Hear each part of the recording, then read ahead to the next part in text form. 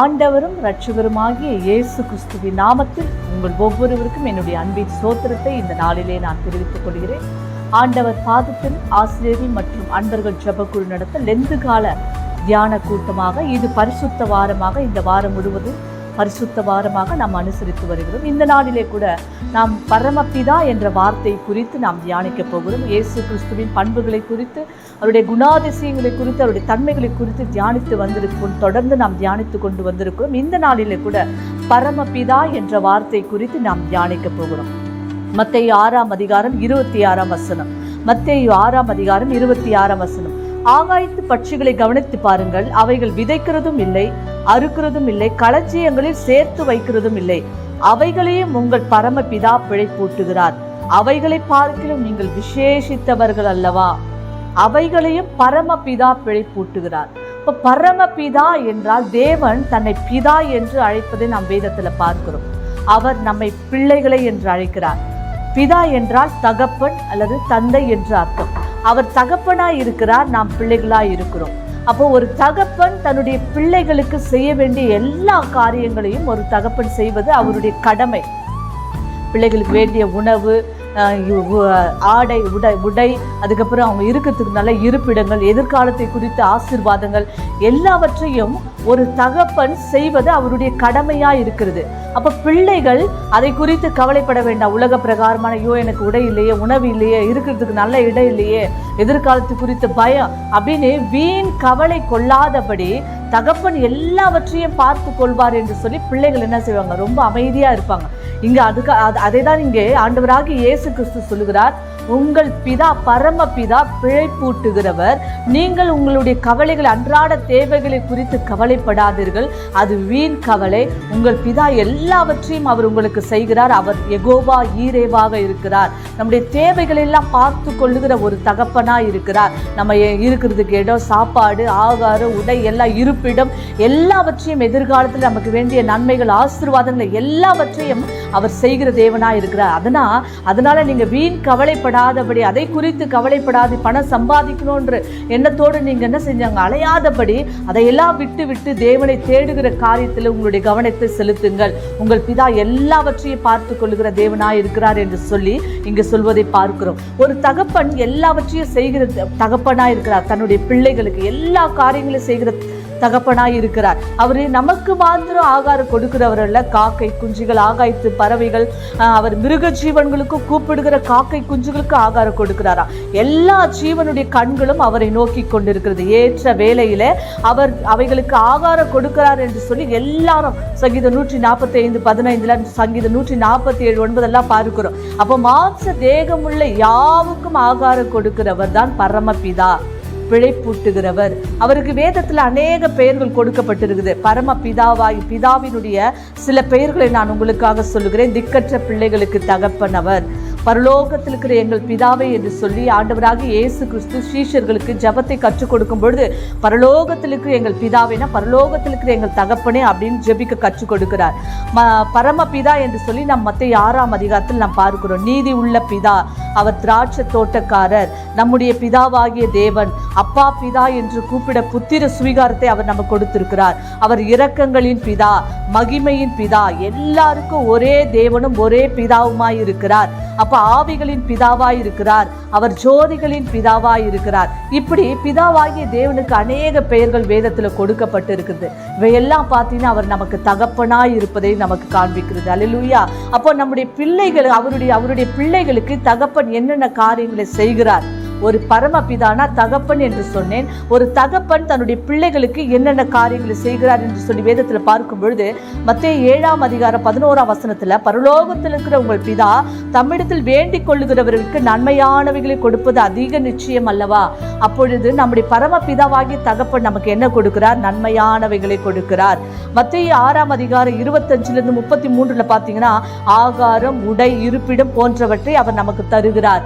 அப்போ நம்முடைய தகப்பன் பரமபிதா பிழைப்பூட்டுகிறவர், கவலைப்படாதீர்கள் என்று சொல்லி நமக்கு ஆறுதல் கொடுக்கிறார். லூக்கா 11ஆம் அதிகாரம் 11-13 வசனங்களை வாசித்து பார்த்தீர்கள் என்றால், பரமபிதாவானவர் தம்மிடத்தில் வேண்டிக் கொள்ளுகிறவருக்கு பரிசுத்த ஆவியை கொடுப்பது அதிக நிச்சயம் அல்லவா? அப்பொழுது நம்முடைய பரமபிதா நாம் பலப்படுவதற்காக பரிசுத்த ஆவியானவரை நமக்கு தருகிறார். சங்கீதம் 103:13 தகப்பன் தன் பிள்ளைகளுக்கு இறங்குகிறது போல இறங்குகிறார். அப்பொழுது நம்ம பரமபிதா ஆகிய தகப்பன் நம் இரக்கம், அதாவது நம்ம மேல இறங்குகிறார், நம்ம மேல் இரக்கம் வைக்கிறார். அடுத்தது மத்தேயு 10ஆம் அதிகாரம் 29-31 வாசித்து பார்த்தீங்கன்னா, உங்கள் பிதாவின் சித்தம் இல்லாமல் அவைகளில் ஒன்றாகில தரையிலே விழாது. அப்படின்னா பரமபிதா நம்மை பாதுகாக்கிறவராய் இருக்கிறார். எபிரேயர் 12ஆம் அதிகாரம் 5-5 வசனத்திலிருந்து 11 வசனம் பார்த்தீங்கன்னா, தகப்பன் சிட்சியாத புத்திரன் உண்டோ? அப்போ தேவன் நம்மை சிட்சிக்கிறார், நாம் நல்வழிப்படுத்த, அவருடைய அன்பில நம்ம பூரணப்பட அவர் நம்மை சிட்சிக்கிறார், சோதிக்கிறார் என்ற அர்த்தம். ஏசாயா 48ஆம் அதிகாரம் 17 பரமபிதா நம்மை வழி நடத்துகிற தேவனாய் இருக்கிறார். உபாகமம் 1:31, உபாகமம் 32:10-12 வசனம் பார்த்தீங்கன்னா, அவர் நம்மை சுமக்கிற தேவன், ஒரு தகப்பன் சுமப்பது போல நான் இதுவரைக்கும் உங்களை சுமந்து வந்தேன் என்று சொல்கிறார். அப்ப சுமக்கிற தேவனாய் இருக்கிறார், வழி நடத்துகிற பிதாவாய் இருக்கிறார். மல்கியா 3:17 ஒரு மனுஷன் தனக்கு ஊழிய செய்கிற தன்னுடைய குமாரனை கடாட்சிக்கிறது போல நான் அவர்களை கடாட்சிப்பேன். அப்போ தேவன் நம்மை கடாட்சிக்கிற தேவனாய் இருக்கிறார். லூக்கா 12:32 பயப்படாதே சிறுமந்தையே, உங்களுக்கு ராஜ்யத்தை கொடுக்க உங்கள் பிதா பிரியமா இருக்கிறார். அப்ப பரமபிதா என்ன செய்கிறார்? ராஜ்யத்தை கொடுக்க நமக்கு ஆயத்தமா இருக்கிறாராம். ஏசாயா 46ஆம் அதிகாரம் 3-4 வசனம் பார்த்தீங்கன்னா, பிதா நம்மை தாங்குகிறார், பிதா நம்மை ஏந்துகிறார், பிதா நம்மை சுமக்கிறார், பிதா நம்மை தப்புவிக்கிற தேவனாய் இருக்கிறார். இவ்வளவு காரியங்களை சொன்ன பிதா நமக்கு என்னென்ன காரியங்களை அவர் செய்கிறார்? நம்மை வழி நடத்துகிறார், பாதுகாக்கிறார், சுமக்கிறார், தப்புவிக்கிறார், ஏந்துகிறார், நம்மை கடாட்சிக்கிறார், நம்மை வழி நடத்துகிறார். அப்போ ஒரு தகப்பன் இவ்வளவு காரியங்களை நமக்கு செய்கிறார். ஹல்லேலூயா. அதனால் இந்த நாளில் அந்த பரம பிதாவை நோக்கி நம்ம பார்ப்போம். அவர் நமக்கு செய்கிற காரியங்களை, அவர் நமக்கு இறக்க செய்கிற தகப்பனா இருக்கிறார். வீண் கவலைகள், பணம் சொல்லிட்டு நம்ம அடுத்தது என்ன செய்யணும், ஐயோ நம்ம எதிர்காலம் எப்படி இருக்குமோ பயந்து நம்ம என்ன செய்யறோம், பணத்தை நோக்கி அதை சம்பாதிக்க நம்ம ஆண்டவருடைய ராஜ்யத்தின் நீதியை தேடாதபடி அதன் பின்னாக ஓடுவதை பார்த்து இங்கே கவலைப்படாதீர்கள், உங்கள் பரமபிதா பிழைப்பூட்டுகிறவராய் இருக்கிறார். அவர் பாருங்க, ஆகாயத்து பறவைகளை பாருங்கள், அவர்கள் அறுக்கிறதும் இல்லை, விதைக்கிறதும் இல்லை, அறுக்கிறதும் இல்லை, ஆனா அவைகளே பிழைப்பூட்டுகிறார், அவைகளை பார்க்கிற நீங்கள் விசேஷித்து அவர்கள் அல்லவா அப்படின்னு சொல்லி ஆண்டவர் அங்கே சொல்வதை, ஊமையாய் சொல்வதை நாம் பார்க்கிறோம். நம் கண்களை மூடி அந்த பரம பிதாவை நோக்கி, அந்த தகப்பனை நோக்கி நாம் நன்றி செலுத்துவோம். ஹல்லேலூயா. நன்றியோடு நாங்கள் துதிக்கிறோம் ராஜா.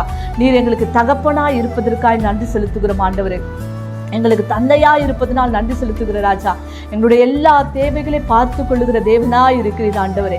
அப்பா, எந்தெந்த தேவைகளை ஆண்டவரே சப்பா எங்களுக்கு இருக்கு, ஆகாரம், உடை, இருப்பிடம் ஆண்டவரே, எல்லா வசதிகளும் நீர் ஏற்படுத்துகிற தகப்பனாய் இருக்கிறீர் ஆண்டவரே.